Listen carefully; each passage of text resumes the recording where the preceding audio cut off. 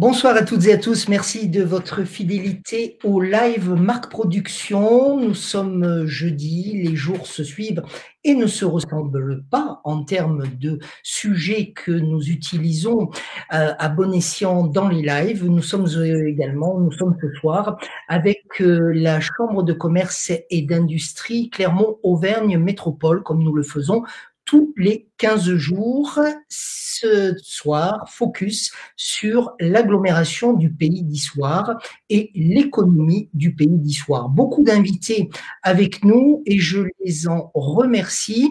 J'accueille sans plus tarder le président de la Chambre de commerce et d'industrie Clermont-Auvergne Métropole, Claude Barbin. Merci Claude Barbin d'être avec nous une nouvelle fois. Vous avez eu l'idée, l'intuition de ces lives qui fonctionnent bien puisque nous avons en cumulé plus de 35 000 vues, si je ne m'abuse. Nous avons été du côté de Rion, Limagne-Volcan, du territoire des Combrailles, du territoire de Thiers. Ce soir, nous sommes sur le territoire d'Issoire. C'est un outil que vous affectionnez et qui fonctionne. Merci Marc-Alexis. Alors, tout d'abord, je présente mes vœux chaleureux à l'ensemble de ce qui compose l'économie de notre territoire et Marc-Alexis également à toi pour cette dynamique digitale que tu as su prendre en route. Merci. Très heureux d'accueillir nos amis du Pays d'Issoire parce que la logique de notre territoire est bien aussi sur une vie économique à Issoire qui est déjà la porte vers Brioude et vers le sud de notre territoire, avec des grandes entreprises. Content d'accueillir Bertrand Barrault, qui a été un de ceux qui m'a accompagné au début de ma mandature de chambre, et également d'avoir Serge Couriol, d'avoir notre sous-préfet d'Issoire et notre sous-préfet de Thiers. Donner la parole au Pays d'Issoire, c'est parler de proximité. J'ai aussi le bonheur de voir Christophe Bompard, d'Homme Aéro, donc nos élus, et sans plus tarder, je ne sais pas quelle a été l'annonce de notre Premier ministre. Alors, précisément, le Premier ministre vient de faire des annonces, il s'est exprimé, je vous en donne la substantifique moelle, comme l'on dit, dans un instant. Je voudrais accueillir également Bertrand Barrault, vous venez de le dire, Claude Barbin, le président de la communauté d'agglomération du Pays d'Issoire, maire d'Issoire lui-même, Serge Couriol, président de la délégation Issoire de la CCI. Je voudrais accueillir Étienne Calalo, qui est un fidèle de nos lives, le sous-préfet du Puy-de-Dôme en charge de l'économie sur le département justement du Puy-de-Dôme. Et je voudrais accueillir trois chefs d'entreprise, Christophe Bompard de la société Dôme Aéro, Isabelle Monniot de la société RTM et Éric Villain de la société Rochias. Tous les trois dirigent les sociétés dont nous venons de donner le nom. Les excuses du sous-préfet d'Issoire qui, pour une raison technique de dernière minute, ne peut être avec nous. Il vient de m'envoyer un SMS. Le Premier ministre, effectivement, s'est exprimé à la nation il y a un instant. Un certain nombre de décisions sont donc annoncées. Renforcement des contrôles aux frontières dès lundi. Pour pénétrer en France, il faudra un test négatif obligatoire aux frontières nationales. Couvre-feu dès samedi, porté à 18h pour au moins 15 jours et sur l'ensemble du territoire national. Le Premier ministre a justifié ce couvre-feu en parlant d'utilité qui avait été montrée sur les départements qui sont déjà en couvre-feu à 18h. Et il justifie également ce choix du gouvernement par cette phrase: couvre-feu à 18h pour éviter, je cite le Premier ministre, les contacts sociaux de fin de journée tout en maintenant les activités économiques et éducatives de journée. Une réaction, Claude Barbin, puis je demanderai aussi sa réaction au maire qui est Bertrand Barrault. Claude Barbin. Écoutez, nous aurions pu avoir un confinement le week-end et en définitive, nous avons échappé à ça. Je pense que le monde économique préfère largement un couvre-feu à 18h plutôt qu'un reconfinement total. Et je pense également à notre jeunesse qui, pour une grande partie d'entre eux qui ont la chance d'avoir un travail, sont souvent en télétravail et qu'ils puissent avoir le week-end pour s'oxygéner, pour avoir la possibilité de sortir de leur écran. C'est une chose qui est bien pour notre jeunesse. Et l'utilité publique, 15 jours, espérons que à la fois ça, plus le vaccin, nous permettra de reprendre très rapidement une vie normale et une dynamique économique normale. Vous parlez de la jeunesse. Le Premier ministre, à l'instant même, est en train justement d'aborder la question de la jeunesse et s'adresse directement aux étudiants en France. Bertrand Barrault, une réaction aux annonces gouvernementales? Bien, bonjour à tous. Déjà, pour commencer, et meilleurs vœux aussi de la part de tout ce territoire. Merci de consacrer quelques instants à notre territoire et au territoire en général. Pour revenir très rapidement, je crois que c'est pas non plus l'occasion de ce point de vue. Un soulagement, oui, bien sûr. Un deuxième confinement, ou un troisième, je ne sais même plus comment il faut l'appeler, aurait été dramatique. Pour les écoles, il est important que nos jeunes puissent continuer à se rendre dans les milieux scolaires et à vivre tout simplement. Moi, personnellement, je pense que l'on devrait donner peut-être plus de place à la responsabilité de chacun d'entre nous, que je pense que les uns et les autres, on a du bon sens. Et je ne suis pas persuadé que fermer à 18h sera la meilleure solution. J'ai peur que celles et ceux qui, justement, allaient dans les magasins de 18 à 20h se retrouvent désormais plutôt dans ces mêmes magasins le samedi notamment, et que là, les contacts soient encore plus nombreux. Merci de nous accueillir, Monsieur le Président, Monsieur le maire d'Issoire, Monsieur le Président de la communauté de communes du Pays d'Issoire. Vous êtes à côté de Serge Courriol, je le disais, qui est président de la délégation Issoire de la CCI. Peut-être une présentation de ce Pays d'Issoire, Bertrand Barrault. Ah, ce Pays d'Issoire, je vais en parler avec passion, bien sûr, mais on a besoin de passion en ce moment. Je crois, vous pouvez compter sur moi. Non, c'est vrai qu'on a des richesses et des talents multiples sur ce territoire, que ce soit dans sa partie centrale autour de la ville-centre Issoire, avec, vous le savez, un tissu extraordinaire, industriel, et notamment basé sur l'aéronautique. Donc, nous sommes très fiers, même on aura l'occasion d'en reparler, si aujourd'hui, ça peut être présenté comme une fragilité. Mais en tout cas, sachez que ce soit sur la bordure est ou sur la bordure ouest, qui sont des territoires plus ruraux, mais avec une potentialité touristique énorme, notre territoire est prêt à relever les défis de demain pour accueillir toujours plus de population, être accueillant. Et je crois que notre principal atout, on le connaît, c'est d'être niché au cœur des deux parcs. D'un côté, le parc Livradois-Forez, et de l'autre, celui qu'on connaît aussi du Sancy et des volcans avec l'UNESCO. Et enfin, on est le seul point de jonction entre ces parcs et la 75. C'est la force d'Issoire d'être lové au milieu donc de ce confluence entre l'Allier et l'Écouze. Quelle est la mission précisément, Serge Courriol, de la délégation CCI à Issoire? Et je donne la parole dans un instant aux représentants des trois entreprises dont j'ai donné le nom il y a un moment. Quelle est votre mission exactement, Serge Courriol? Bonjour donc déjà à tout le monde, et puis meilleurs vœux également donc, à tous nos auditeurs. Écoutez, notre rôle, c'est très important puisque nous sommes 8 élus donc de la Chambre de commerce à être sur ce territoire et sur cette délégation. Et nous sommes, je pense, un lien majeur avec les élus du peuple, qui sont notamment M. Barrault et d'autres maires de ce territoire, pour faire le lien entre les entreprises que nous représentons et puis tout ce qui peut se passer au point de vue économique sur le territoire. Donc ça, c'est le premier rôle. Et puis après, nous avons effectivement, vis-à-vis de nos ressortissants, un accompagnement donc, que nous leur proposons, que ce soit sur le domaine, que ce soit dans l'industrie, que ce soit dans le commerce, plus dans la proximité, là, ou que ce soit dans les services. Plus de 200 personnes se sont connectées en direct pour suivre d'ores et déjà notre live. J'en suis ravi, je les accueille toutes et tous globalement. Vous savez le principe, certains d'entre vous d'ailleurs suivent en direct même ce que nous réalisons ensemble. Il y a un message très sympa, monsieur le maire, qui va vous faire plaisir. Angélique Privat nous dit Issoire, une ville qui a toujours su tirer son épingle du jeu pour rester dynamique et attractive. Ça fait plaisir de tels messages, monsieur Barrault. Le slogan, vous le savez, Issoire, la ville qui bouge.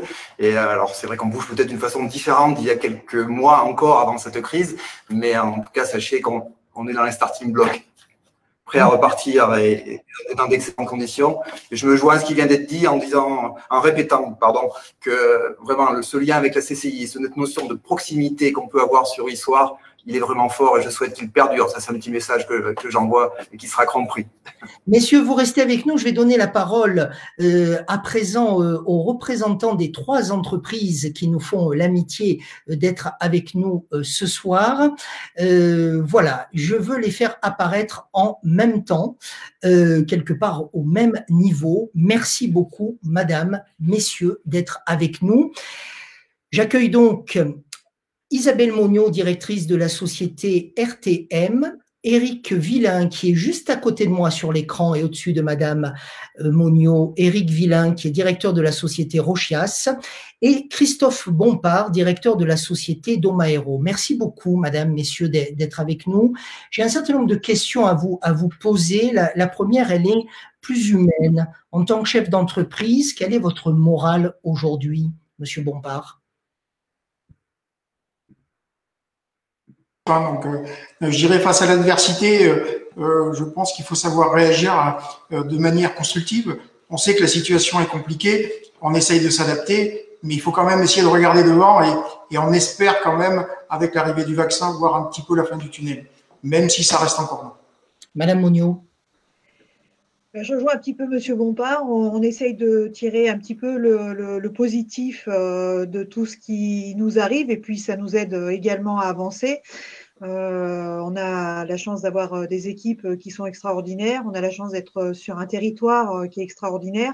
Donc les deux ensemble, et puis on a la chance aussi d'avoir des entreprises comme Domaero avec qui on se tient aussi un petit peu par la main dans cette crise pour essayer d'avancer ensemble aussi contre l'adversité. Et du coup le moral tient bon, on va dire pour le moment, parce que on n'est pas tout seul. Voilà, et ça c'est très important. C'est important de rester sur les notions de morale aussi des chefs d'entreprise. Éric Villain, quel est votre morale à vous? Écoutez, je pense qu'il est relativement bon. En tous les cas, je rejoins mes 2 camarades pour dire qu'on est résolument orienté vers le futur, vers la suite. Et que, en ce qui nous concerne, l'étape qu'on traverse, je veux pas dire qu'on n'en tient pas compte, mais on fait avec, on se pose pas de questions, et puis on a une mission à accomplir, on est focalisé là-dessus, et on essaie de quasiment regarder cette crise comme le passé. Éric Villain, je voudrais maintenant m'adresser peut-être plus spécifiquement à vous pendant 2 minutes. On s'est eu ce matin au téléphone.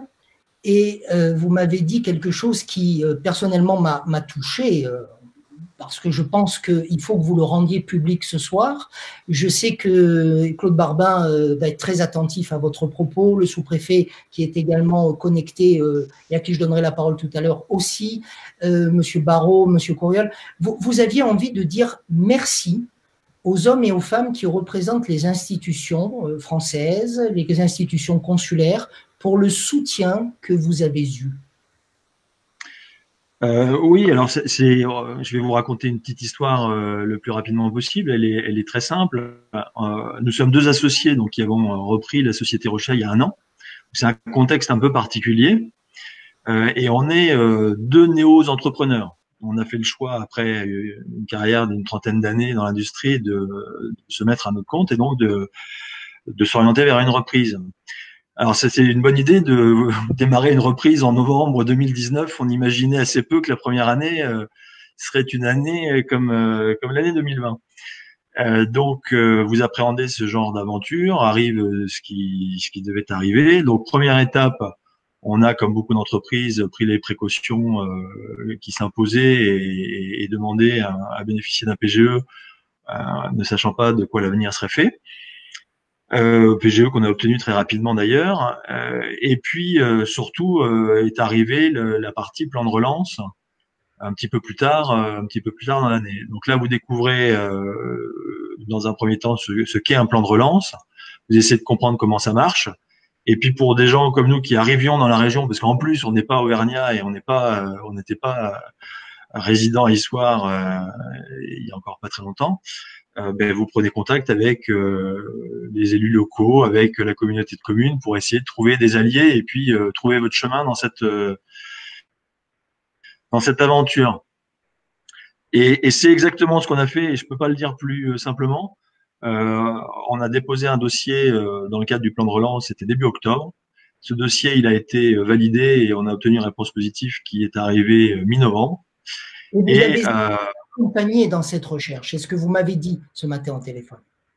Comment, pardon? Vous avez été accompagné dans cette recherche des solutions. Absolument. Ce dossier, au-delà de sa nature et du projet qu'on porte pour notre entreprise et puis la filière qu'on défend dans l'agroalimentaire, on a eu un accueil absolument incroyable de la communauté de communes, de la commune d'Issoire, de la sous-préfecture, de la préfecture, de la région.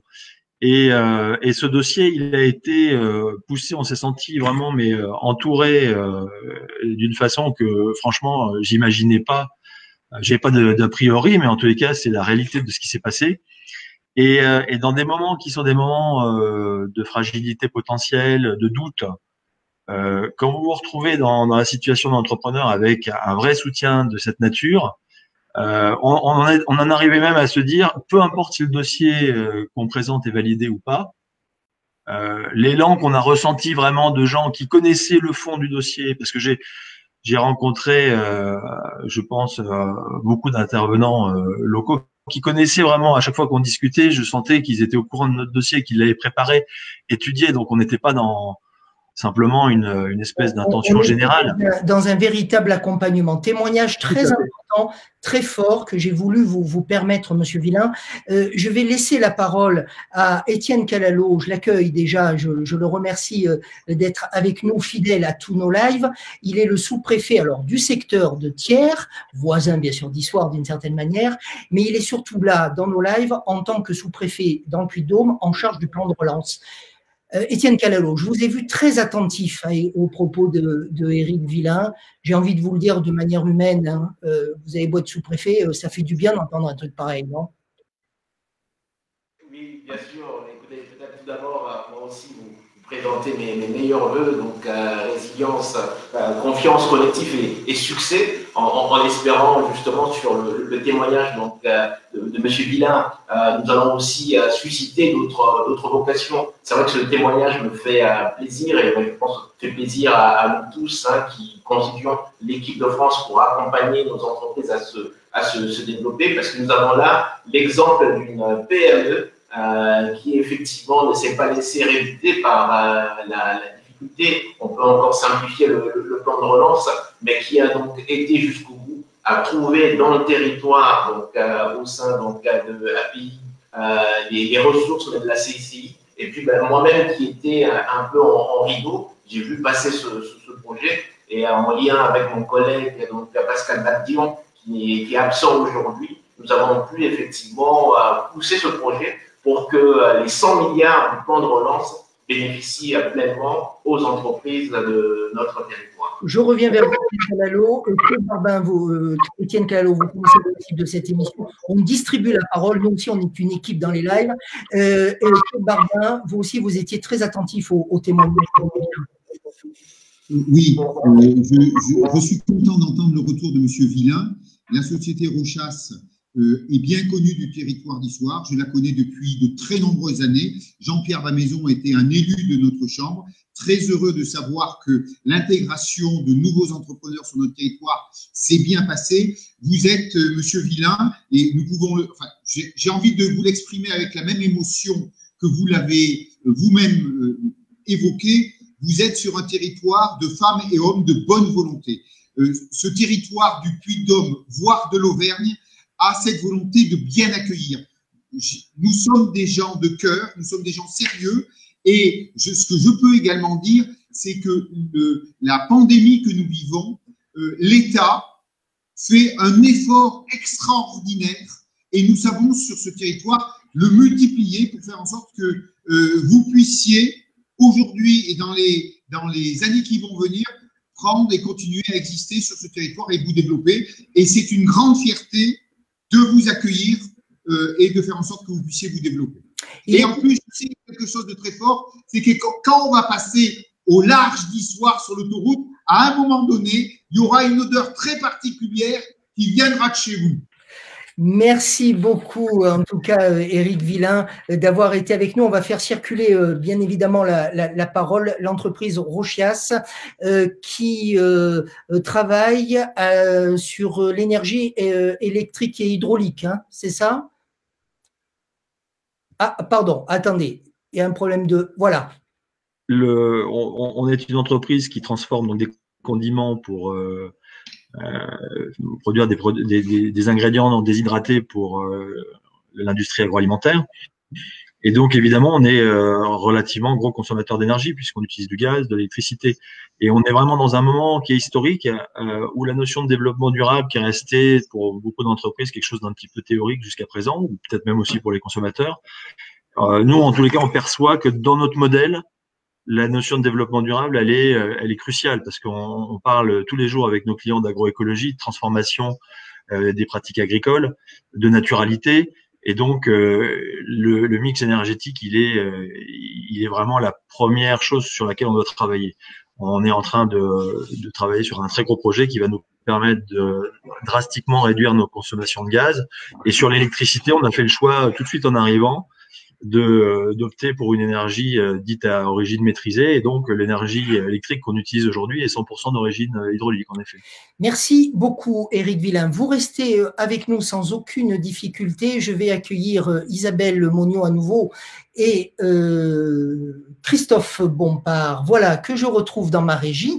C'est le principe aussi du direct. On est tous ensemble. Il est 19h passé de 3 minutes. Je vous le disais, principale annonce du Premier ministre il y a maintenant 1 heure, un retour au confinement, cette fois-ci à 18h pour l'ensemble du territoire français, et ce, au moins pour 15 jours, et renforcement des contrôles aux frontières françaises, notamment en provenance vis-à-vis des avions, donc des passagers en provenance des autres pays dans le monde, avec l'obligation d'un test négatif en foulant le sol français. Christophe Bompard, Isabelle Moniaud, racontez-nous maintenant, puisque vous-même vous êtes dans le même secteur d'activité, tous les deux, l'aéronautique, racontez-nous un petit peu où vous en êtes, vous, de vos activités. Alors, dans la vraie vie économique, vous êtes peut-être concurrents, mais en ce moment, vous êtes confrères et consoeurs. Non, d'ailleurs, vous dites non tous les deux, avec la moue sur le visage. Honneur aux dames, Isabelle Moniaud. Oui, merci. Alors déjà, c'est vrai que non, on n'est pas concurrents, on se connaît depuis très longtemps, on est même partenaires, et puis actuellement on est très soudés. Voilà, on partage beaucoup de choses pour essayer de sortir de là où on est, et en tout cas on essaye de trouver des solutions ensemble. Voilà. Alors où on en est? Alors bon, pour résumer un petit peu, je dirige une société qui s'appelle RTM, où je suis plus principalement, mais je co-dirige un groupe avec mon frère. Où on a 7 entreprises et 650 personnes aujourd'hui. On a été évidemment très impacté par la pandémie, puisque notre secteur principal d'activité est dans l'aéronautique. Bon, comme tout le monde le sait, l'aéronautique a été très touchée, et l'est encore évidemment, et l'horizon qui se profile n'est pas très positif, en tout cas pas immédiatement, et donc nous oblige à trouver des stratégies pour pouvoir tirer notre épingle du jeu et rester sur le devant de la scène. Vous voulez dire qu'il faut innover, il faut vous renouveler, vous repenser? Alors, il faut qu'on se repense, il faut qu'on se renouvelle, il faut qu'on soit proactif, il faut qu'on soit très actif au niveau de nos clients, hein, en sachant que nos clients actuels, c'est Airbus Hélicoptère, c'est Dassault, c'est Thales, c'est tous les grands donneurs d'ordre. Et puis, il faut qu'on soit innovant au travers de nos produits propres également, qui sont nos propres développements, et qui feront nos produits de demain. Aujourd'hui, pour tout ça, il faut aussi qu'on sache garder nos savoir-faire, parce que on a des métiers qui sont très particuliers, qui hier, avant la pandémie, nous posaient des problèmes de recrutement, qui aujourd'hui, on n'a plus de travail pour eux, ou en tout cas beaucoup moins de travail pour eux, mais qui demain à la reprise, si on les met sur le pas de la porte parce que malheureusement on n'a plus de travail pour eux, eh ben, vont perdre du savoir-faire et demain quand il va falloir réappuyer sur le bouton de la production, on va avoir des sérieux problèmes pour retrouver le niveau de compétences qu'on avait avant Covid. Donc, je interroge directement Christophe Bompard sur cette question. Vous avez vous aussi, Christophe Bompard, des soucis en lien avec donc le recrutement de nouvelles compétences? Alors, on l'a eu, je dirais, avant le Covid. Il est vrai qu'on est sur des métiers en tension tous les deux, même si on n'est pas exactement sur les mêmes savoir-faire. Nous, aujourd'hui, dans l'aéronautique, trouver des chaudronniers, des soudeurs compétents, c'est très difficile. C'était très difficile. Donc, c'est vrai que nous, on avait développé un système de formation interne. Donc, pour pallier, je dirais, quelques lacunes qu'il peut y avoir au niveau des centres de formation, je dirais, existants. Donc, tout comme disait Isabelle, c'est vrai qu'on essaye de se soutenir en échangeant. On va même jusqu'à développer du prêt de main-d'œuvre entre sociétés, pas directement avec RTL, mais avec une autre société du groupe, donc Histoire Aviation. Et c'est vrai que, il faut s'adapter, il faut sans cesse essayer de rester performant, communiquer. Et c'est vrai que cette période-là nous aura au moins appris ça. Et peut-être que de la contrainte, au final, on en sortira peut-être un petit peu renforcé, même si l'étape est longue. Je ne vous cache pas. On va interroger directement les élus qui sont très attentifs à vos propos, madame, monsieur Barraud, monsieur Coriol.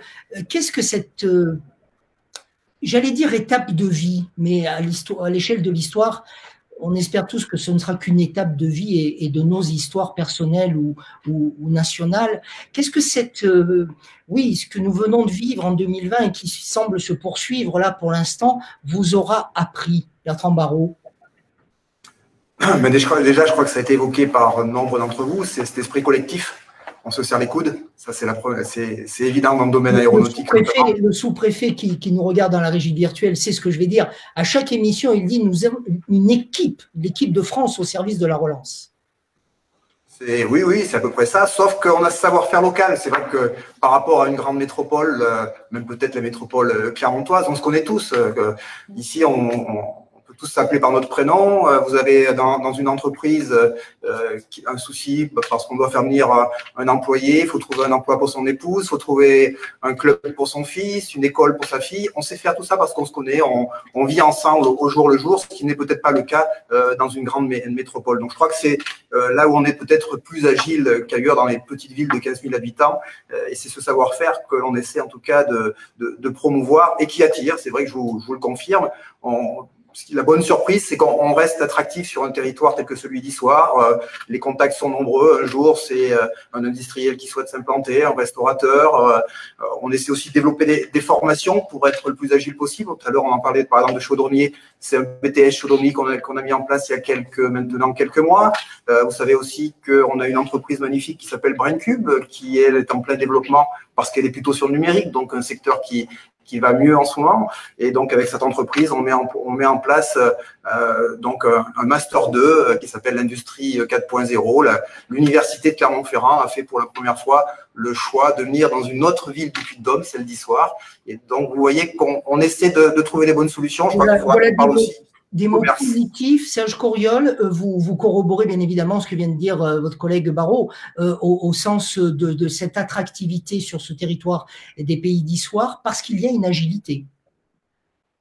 Tout à fait. Bon, il y a un autre sujet aussi qu'on pourrait peut-être parler, c'est tout ce qui est numérique, parce que cette période-là que nous sommes en train de vivre déjà depuis pratiquement un an et qui va probablement encore se prolonger, a fait développer tout un environnement et puis qui est basé sur le numérique, ne serait-ce que pour le commerce, par exemple.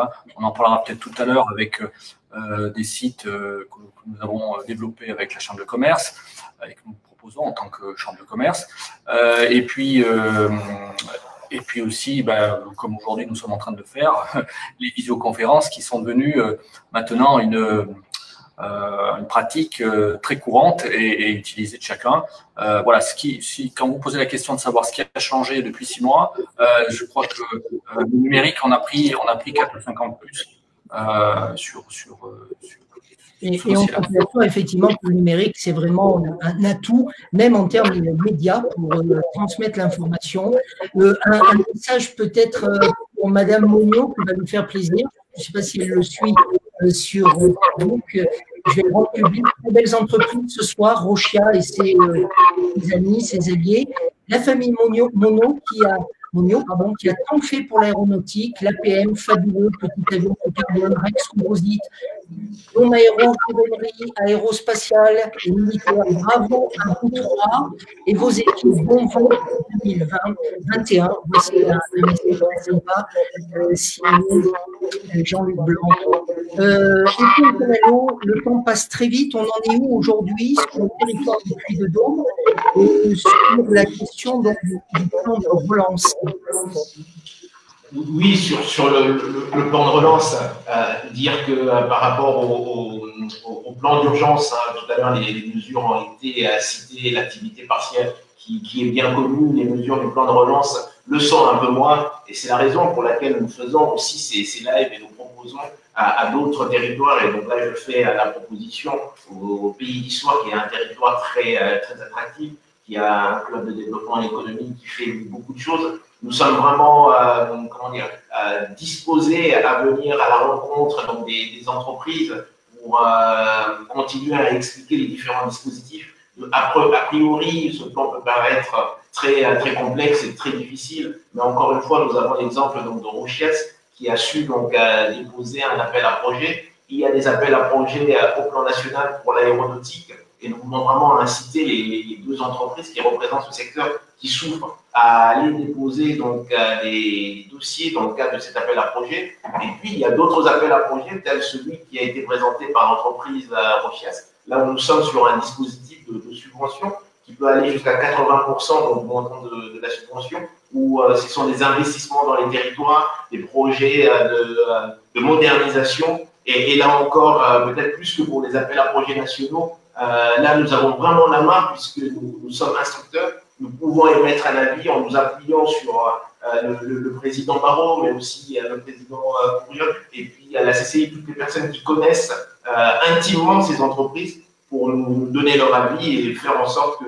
les entreprises de notre territoire puissent tirer un grand profit de cet appel à projet. Pour vous donner quelques chiffres, très rapidement, monsieur Canalo, très rapidement. Oui, très rapidement sur les appels à projets à investir dans les territoires. Nous avons une dizaine d'entreprises du Puy-de-Dôme qui ont été retenues. Là, nous avons à peu près, sur les 5, là, nous avons 4 millions d'euros d'investissement, donc les projets, et pour lesquels ces entreprises ont bénéficié de 2,5 millions d'investissements. Et c'est 90 emplois qui sont créés nets dans le territoire pendant cette crise, au-delà donc, de 250 emplois qui sont maintenus. Donc, on conforte des 150 emplois et ces entreprises créent encore 90 emplois supplémentaires. Donc, malgré la crise, il y a des leviers, les entreprises arrivent à trouver des leviers dans le développement, et nous, service de l'État, nous sommes là pour leur faciliter la mobilisation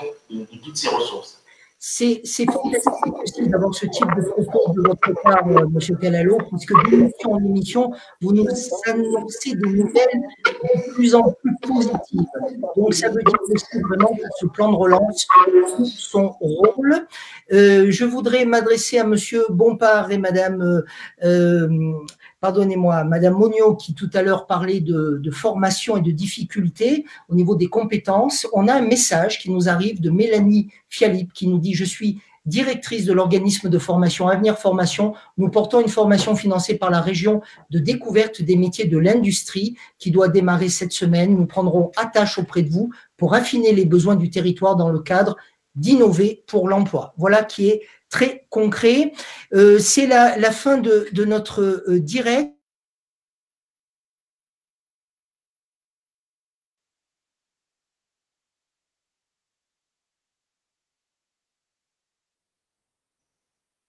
Je ne sais pas si j'ai la parole, je l'imagine, parce que je n'ai pas de retour de son. Cependant, quel bonheur de pouvoir donner la parole au territoire et également de pouvoir appeler les gens par leur prénom. J'ai envie de dire que oui, je connais Serge, oui, je connais Bertrand, oui, je connais Christophe Bompard, je n'appelle pas Madame Monniot par son prénom, j'étais content de découvrir Eric, et de dire également que ce qu'on découvre aussi au-delà du digital, c'est que nous sommes devenus compagnons d'armes de cette pandémie, voilà, et de pouvoir mesurer l'intérêt de la proximité. Bertrand, nous ne quitterons pas le territoire d'Issoire, bien au contraire. Nous avons compris que la proximité est une véritable force. Voilà, je ne sais pas si vous m'avez entendu, mais dans tous les cas, le cœur y est. Nous vous avons entendu. Merci beaucoup. Voilà, c'est la fin de cette émission. Demain, un tout autre sujet et on se retrouvera dans 15 jours, toujours avec la Chambre de commerce et d'industrie Clermont-Auvergne Métropole sur un autre territoire. Merci à toutes et à tous. Au revoir, Étienne. Au revoir.